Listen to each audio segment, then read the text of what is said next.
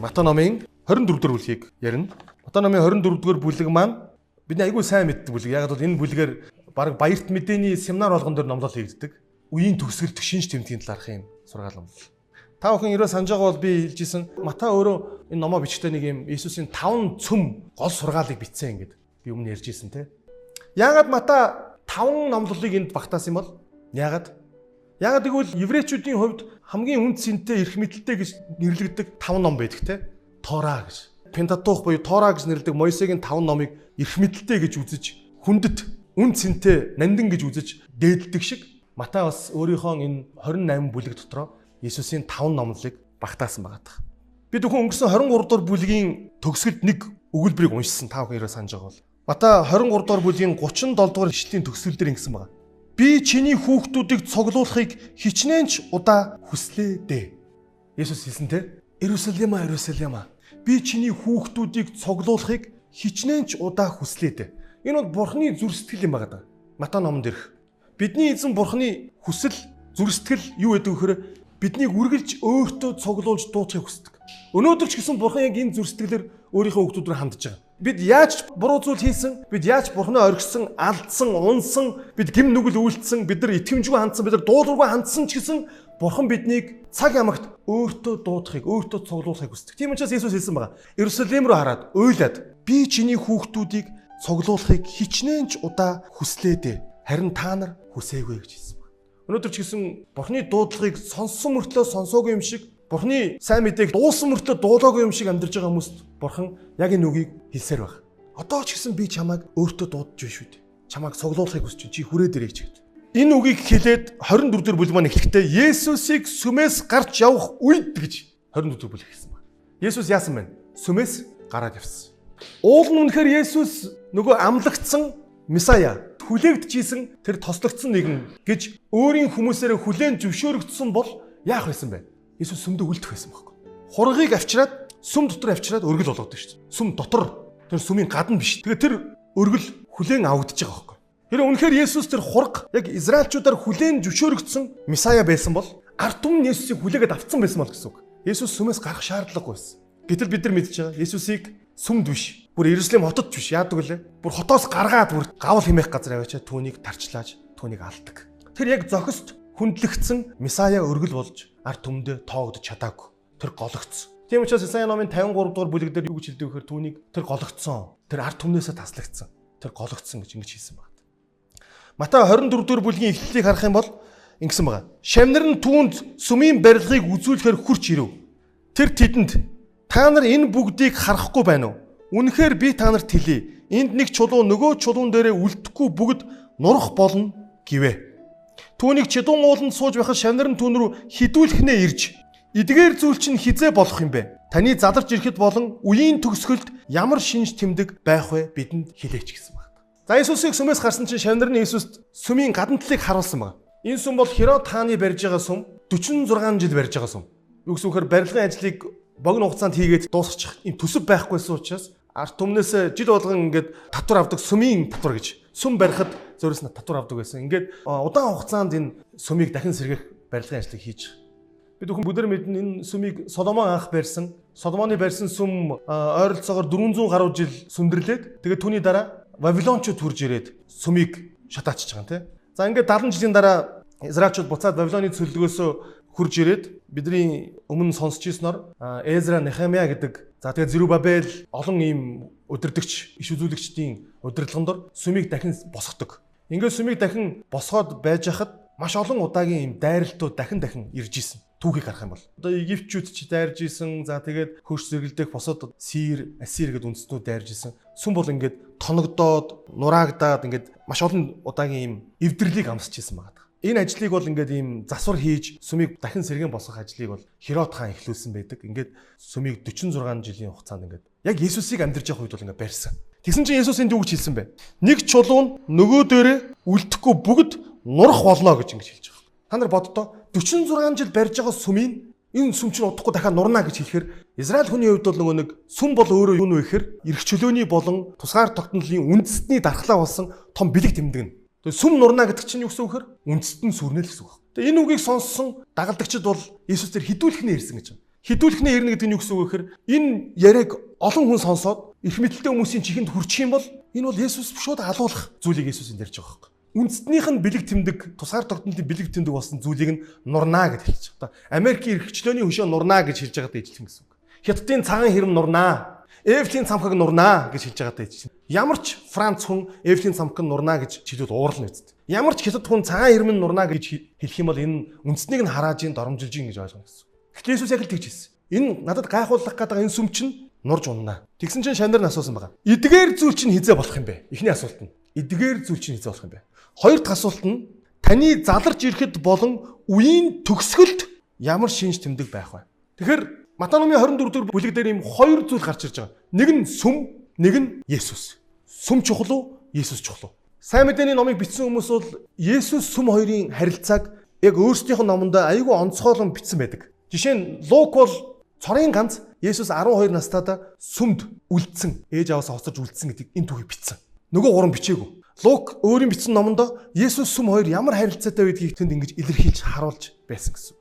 Иохан жишээ нь Иохан номын 2 дугаар бүлэг дээр Есүс сүмийг үйлчлэлээ эхлүүлэхдээ хамгийн анхныг удаад цэвэрлсэн гэдэг энэ түүхийг бичсэн байдаг. Сайн мэдээний номыг судлаад үзэхээр Есүс өөрийнхөө үйлчлэлийг эхлэхдээ нэг удаа сүм рүү орж ирж түүвэж сүмийг цэвэрлээд тэгээд үйлчлэлийнхаа төгсгөлд дахид нэг удаа орж ирээд сүмийг цэвэрлэж түүвэсэн байдаг. Зарим хүмүүс бол үүнийг нэг үйл явдал гэж бодоод байдаг. Гэтэл үгүй. Энэ 2 удаа болсон. Иохан номын 2:19 дээр Есүс яг энэ үйлдэлийг хийснийхэн дараа ингэж хэлсэн байна. Иохан номын 2 дугаар бүлэг гэдэг бол нөгөө бидний Есүс усыг дарс болгосон түүх шүү дээ. 3 дугаар бүлэг бол Никодим Есүс дээр ирж байгаа. 2 дугаар бүлэг гэдэг чинь ерөөсөө Есүсийг үйлчлээ дөнгөж эхлүүлээд анхны гайхамшиг хийцэн байсан үг гэсэн үг. 2 дугаар бүлгийн 19 дээр Есүс ингэсэн байна. Есүс тэдэнд энэ сүмийг устгах би үүнийг 3 өдрийн дотор босгоно гэж хэлсэн байна. Алдартай үг байгаа тийм Есүсийн. Нөгөө 46 жил барьж байгаа сүмийг нь яаж 3 өдрийн дотор босгох юм бол гэдэг хүмүүс гайхажсэн. Гэтэ Есүс энд өөрийгөө ярьж ирсэн байгаа. Жинхэнэ сүм нь Есүс байсан баг. Өмнө сүм бол бурхан байдаг газар, бурханы уучлалыг өгдөг газар, бурханы өршөөлийг үзүүлдэг газар, бурханы амар тайвныг илэрхийлдэг, бурханы хайрыг илэрхийлдэг газар байсан. Гэхдээ Есүс энэ дэлхий дээр ирснээр сүм чухал биш болсон. Харин эсвэргээр Есүс бурханы оршин байх газар болсон баг. Есүс бурханы хайр инээл өршөөлийг үзүүлдэг тэр газар нь Есүс болсон байгаа. Сүм биш. Тийм учраас өмнө сүм чулуугаар, алтаар, мөнгөөр, эрдэнсийн чулуугаар баригдсан байсан бол харин Есүс энэ дэлхий дээр ирснээр сүм ясаар, махаар, цусаар, шүрмсөөр бүрдсэн ийм махан бий болоод ирсэн байгаа гэдгийг Есүс энд ярьсан баг. Жинхэнэ сүм чинь бий байна. Бурхан оршдог жинхэнэ сүм чинь бий байна. Энэ сүмийг устгах. Би 3 өдөр дотор энэ сүмийг чинь би босгочихно гэж Есүс өөрийгөө хэлжсэн баг. За тийм учраас энэ Матай номын 24 дугаар бүлэг дээр гарч байгаа сүмийн ирээдүй, сүм ирээдүйд сүрнэ гэдэг энэ мэдээг хэлж байгаа нь маш утга учиртай байсан. Үүнийг Есүс өөрөө хэлж байгаа. Юу гэсгээр өмнөх сүм хэрэггүй болсон. Би бол сүм гэдгийг Есүс энд илэрхийлж байгаа. Асуултынх нь хоёр утгыг ингээд санааг нь ингээд анзаарах юм бол эхнийх нь сүм хизээ сүрэх вэ? Хоёр дахь нь төгсгөл хизээ болох буюу та хизээ ирэх вэ гэдэг ийм хоёр асуултыг асуусан байна. За бүгдээр сүм хизээ сүрэх вэ гэдэг асуултыг А гэж хий заяа. А дараагийнх нь та хизээ ирэх вэ? Дахин хизээ ирэх вэ? Дахин ирэлт гэдэг чинь юу илэрхийлж байна? Төгсгөлийг илэрхийлж байна. Үеийн төгсгөлийг. Үнийг нь бүгдээр Б гэж хий. А, Б. Таны заларч ирэхэд гэж хэлж байгаа. Энэ заларч гэдэг энэ үг нь грек хэлэн дээр парусия гэдэг үг. Парусия. Энэ парусия гэдэг үг нь ямар үг илэрхийлдэг вэ гэхээр жижигхэн тосгонд ч байна уу? Таны амьдарч байгаа хотод ч байна уу? Гацаанд одоо мэйр гэж хэлдэг шүү дээ. Захирагч, хаан морилж ирэхийг парусия гэж хэлдэг. Кинон дэр гардаг та тий. Хаан ирлээ гэсэн чинь нөгөө хотынхан ард түмэн бүгдээрээ годомжиндаа гараад бүгд сөгдөөл. Эсвэл хаан тэр хотоор дайраад өнгөрдөг ч үгүй юм. Үүнийг грек хэлэн дээр парусия гэж хэлдэг. Цезар ирлээ гэсэн үг. Таны заларч ирнэ гэдэг нь юу гэж хэлж ийм вэхээр Есүсийн энэ дэлхий дээр ирэх хоёр дахь ирэлтийг хэлж байна гэсэн үг. Асуулт нь шавнырын асуусан асуулт нь юу вэ? Эхнийх нь эдгээр гэсэн богоц. Эдгээр зүйл чинь. Монголчууд юу гэж ярьдаг вүлээ? Ойрхон зүйлээ энэ зүйл, эдгээр зүйл. Арайж байгаа өөрөөсөө хол байгаа зүйлийг тэр зүйл, тэдгээр зүйл гэж хэлдэг. Энэ ном тэр ном гэвэл зайг нь илэрхийлээд байна те. Эсвэл арай олон тоогоор ярил эдгээр сандал, тэдгээр сандал гэвэл нэг нь надтай арай ойр зүйл, нэг нь надаас арай хол зүйлийг хэлээд байгаа. Тэгэхээр дагалдагч нарын асуусан асуулт нь эдгээр зүйл чинь хизээ болох вэ гэхээр Иесусийн амьдарч исэн тэр цаг үеэс холгүйхэн болох үйл явдлыг асуусан гэсэн үг. Үүнийг нь юу гэж хэлдэг вэ гэхээр грекээр телос гэж хэлж байгаа. Телос.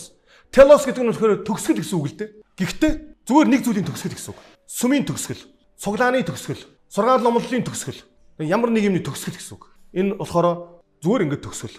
Телос гэж хэлж байгаа. Грек хэлэн дээр бас өөр төгсгөл байдаг. Үүнийг нь грекээр синтелия гэж хэлдэг. Энэ болохоор бүр бүх юмны төгсгөл, бүх зүйл төгсөж байгаа төгсгөл гэсэн үг. Хоёр янзын төгсгөл байна. Тэгэхээр дагалдагчид хоёр янзын төгсгөлийг асуусан. Эхнийх нь энэ сүмийн төгсгөл хизээ болох юм бэ? Телос. Сүмийн төгсөх буюу төгсгөлийг наадаж байгаа үстэй. Нэг чулуу нэг чулуун дээр тогтохгүйгээр сүрхий гэлээд байгаа. Бас таны задарны ирэх буюу нөгөө парусия захирагч ирж байгаа, Цезар ирж байгаатай адилхан таны энэ дээр задарны ирэх тэр бүх зүйлийн төгсгөл буюу синтелия хизээ болох юм бэ? Дагалдагчид хоёр янзын төгсгөлийг асуусан. Гэсэн чи Есүс ингэж хариулсан байна. Есүс хамгийн түрүүнд 4-р ишлэлээс эхлээд 20-р ишлэл хүртэл 20-р ишлэл хүртэл ч юм аахаа. Иерусалимийн сүрлийн талаар ярьсан байна. Бүгд Иерусалимийн сүрлийг ямар үсгээр тэмдэглэлээ? За одоо бүгд энэ унших ишлэлүүдийг Иерусалимийн сүрэл гэж бодоод уншаарай заяа. Нөгөө эдгээр зүйл шүү. Эдгээр зүйл, ойрхон зүйл. 4-р ишлэл дээр Есүс хариулна. Хэн нэгэн та нарыг төөрөлдүүлэхээ болгоомжил. Учир нь олон хүн би бол Христ хэмээн миний нэрээр ирж олныг төөрөлдүүлнэ. Та нар дайн болоод дайны сураг чимээг удахгүй сонсно. Айд сандрууз.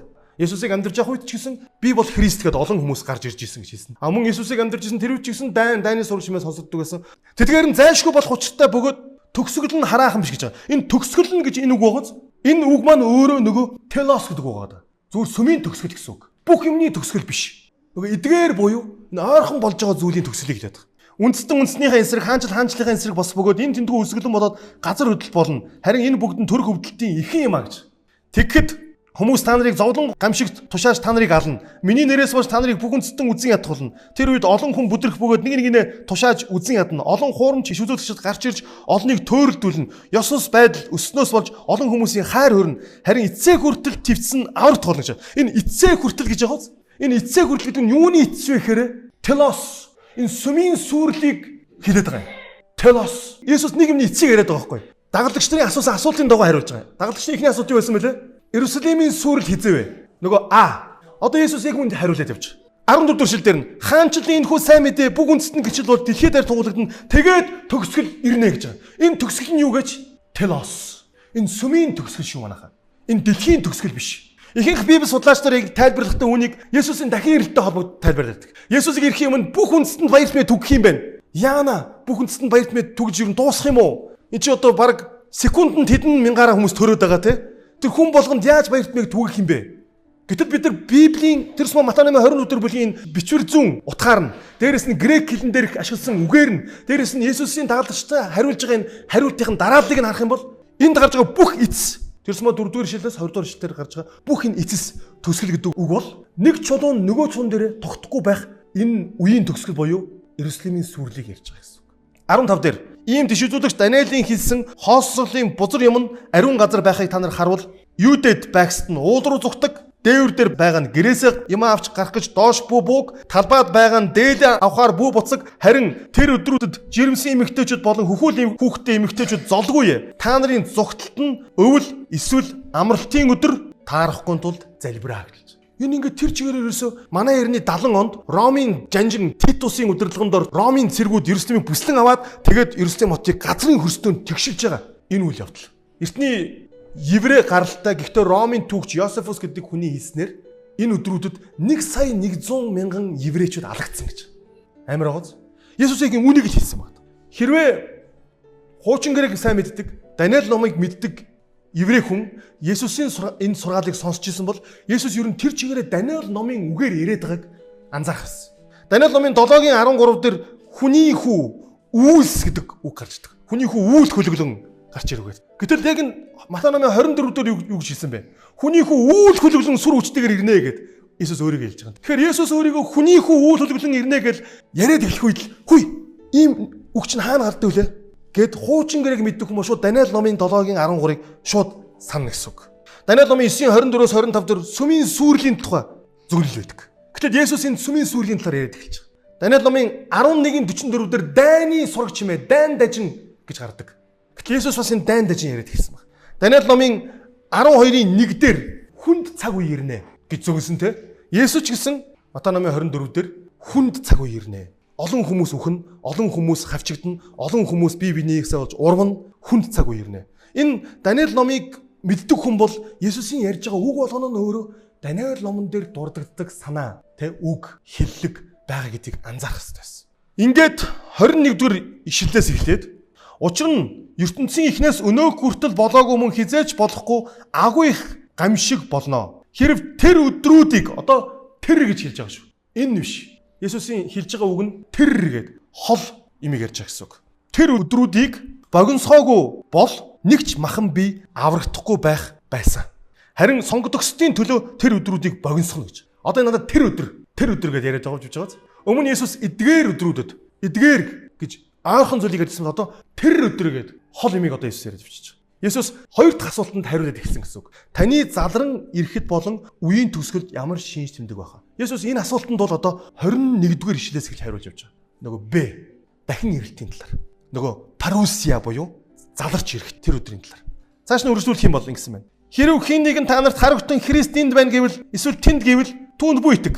Хуурамч Христүүд болон хуурамч иш үзүүлэгчид гарч ирж хэрв боломжтой бол сонгогдсдыг хүртэл төөрдүүлэхийн тулд агуу тэмдгүүд гайхамшгуудыг харуулах болно. Ер нь өмнөхтэйгээ бас төстэй шинж тэмдэг байх нь байна тийм үү? Иерусалимыг сүрэхээс өмнө ч гэсэн хуурамч Христүүд гарч иржсэн. Есүсийг дахин ирэхээс өмнө ч гэсэн хуурамч Христүүд гарч ирнэ. Үзэг тун би та нарт урдаас хэлсэн. Тиймээс хэрв тэд та нарт хараач тэр цөлд байна гэвэл бүү оч.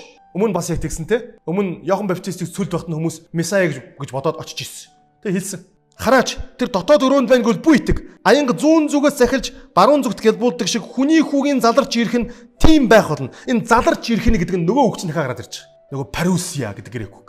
Цезар ирлээ гэж орилдог тэр үг.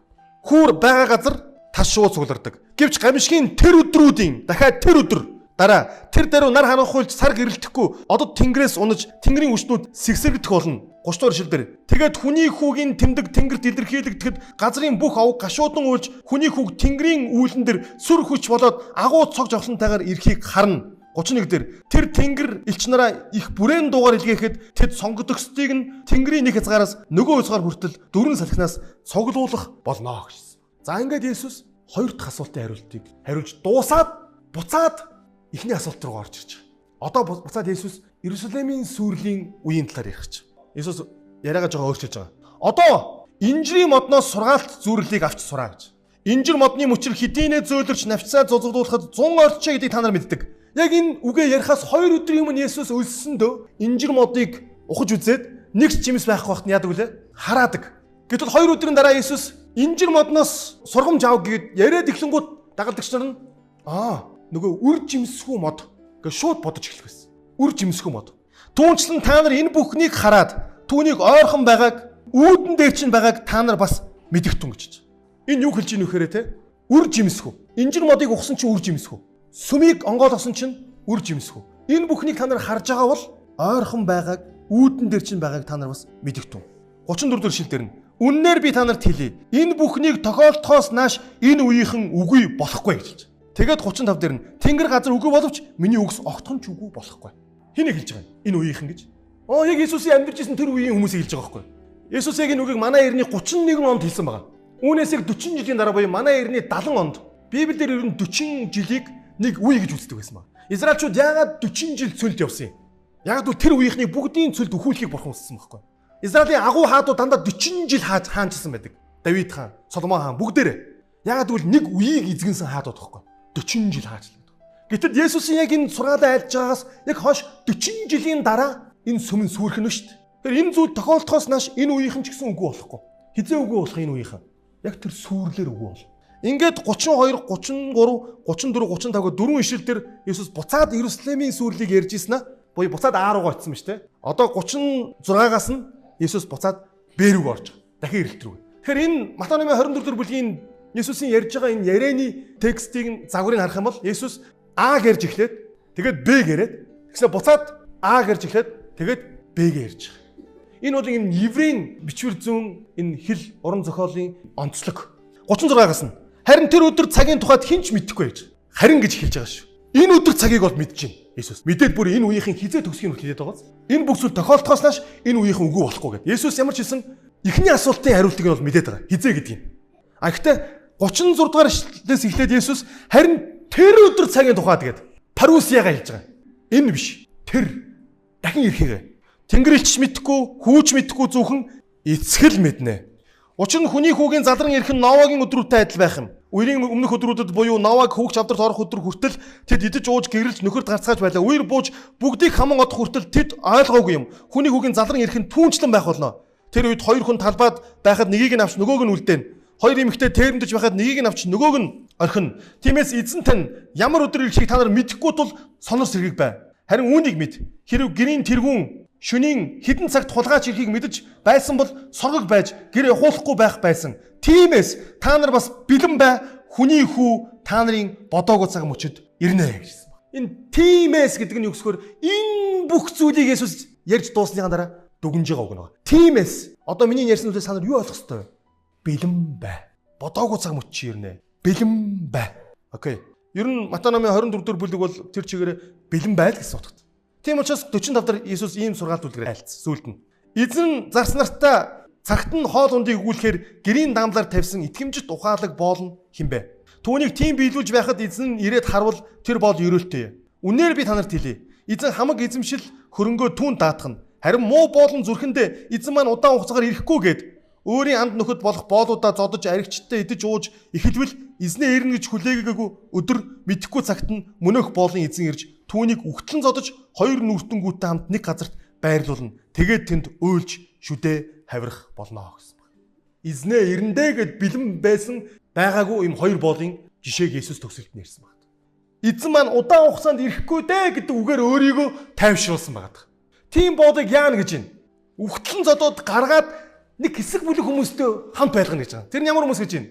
Хоёр нүртэнгүүттэй. Есүс яг нэг бүлгийн өмнө хоёр нүртэнгүүдийг загнаад гимшилд дуудаад буруутгаад хоёр нүртэнгүүдээ сохор хүмүүсээ хорт могоон удмуудаа гэж хэлээд сүмээс гараа явсан шүү дээ. Тэгээ Есүс эзнийгээ ирэхэд бэлэн бус байсан боолыг бол хоёр нүртэнгүүтээ нэг газарт байрлуулна гэж хэлсэн байна. Есүс энэ үгийг дагалдагч нартай хэлж байгааг анхаараа. Өөрийн дагалдагч нартай ярьж байгаа. Эзнийхэн таалад багтахгүй хоёр төрлийн хүн яг дэлхийн төгсгөлд үлдэнэ. Нэг нь бол тодорхой. Есүс бүр хэлсэн. Хоёр нүртэнгүүд. Нөгөө хэсэг хүмүүс нь юу гэхээр эзнийгээ ирэхэд өөрийгөө бэлэн байлгаагүй ийм зарц боолууд эзнээсээ салгатана.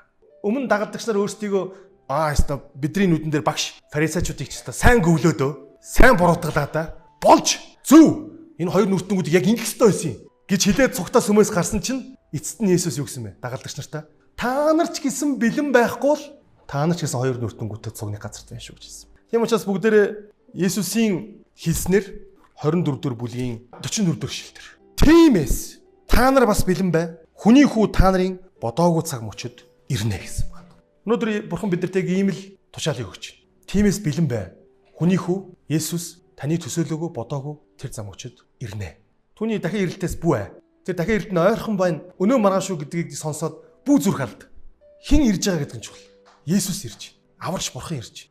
Таны төлөө амиа зориулсан, таныг үнэт цусаараа худалдаж авч өөрийн болгосон, танд мөнхийн амийг бэлгэлсэн тэр аврагч нь ирж байна. Тийм учраас бүгд хамтдаа тэр өдөрт санаа зовоод хэрэггүй. Харин энэ өдрүүдэд өнөөдөр Бурханд итгэсэн хിവэрэ байна уу? Бурханд найдсан хിവэрэ байна уу гэдэгтээ өдөр бүр бүгдээрээ сонор сэрэмжтэй байцгаая.